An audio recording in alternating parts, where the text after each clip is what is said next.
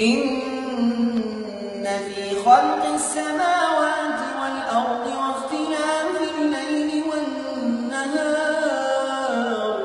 لآيات لأولي الألباب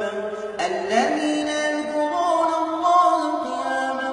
وقعودا وعلى جنوبهم ويتفكرون في خلق السماوات والأرض ربنا ما خلقت هذا باطلا